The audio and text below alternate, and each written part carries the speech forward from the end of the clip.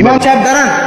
আমার এই দাদা মারা যাওয়ার আগে এই চিঠি দুটা দিয়ে গেছে, আর বলে গেছে জানাজার আগে যেন এই চিঠি দুইটা পড়া হয়। আর এই দুইটাই তার শেষ ওসিয়ত। একটা জানাজার আগে পড়বেন আর আরেকটা জানাজার পরে পড়বেন। হুজুর, তাহলে প্রথমটা পড়ে দেখেন এখানে কি লেখা আছে। ঠিক আছে, আমি পরে দেখছি।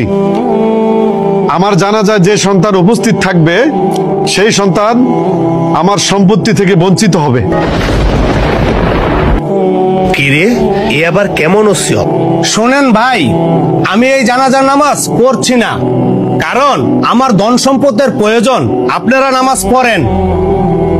এই হুজুর দাঁড়ান, এটা আবার কখনো হয় নাকি? আমি জানাজার নামাজ পড়ছি না, আমারও সয় সম্পত্তির দরকার আছে। আপনারা জানাজার নামাজ শেষ করেন, তারপরে আমি দাফন কাফনের ব্যবস্থা করছি। বুইরাটা মরতে মরতে যে এরকম নসিহত করে যাবে, এটা আবার কে জানতো? হুজুর, আমার আব্বার জানাজার নামাজ আমি পড়বো, আপনি জানাজার নামাজ শুরু করেন। ইমাম সাহেব, আপনি নামাজটা পড়ান।